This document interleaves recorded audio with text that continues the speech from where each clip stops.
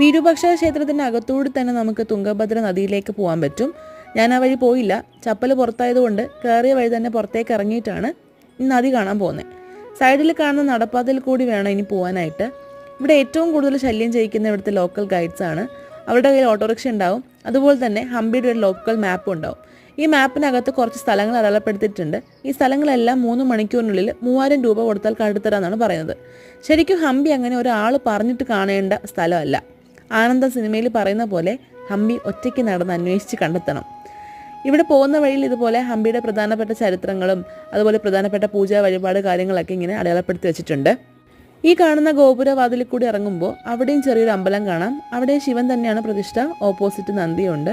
പിന്നെ ചെറിയ ലോക്കൽ സ്റ്റോളുകളൊക്കെ ഉണ്ട്. അത് കഴിഞ്ഞ് നടന്നിട്ട് വേണം നമ്മൾ തുംഗഭദ്ര നദിയിലെത്താൻ. ഇവിടെ എത്രയൊക്കെ നല്ല രീതിയിൽ മെയിൻറ്റെയിൻ ചെയ്താലും വെള്ളം കയറി കഴിഞ്ഞാൽ ഇതെല്ലാം എടുത്തുകൊണ്ട് പോകും.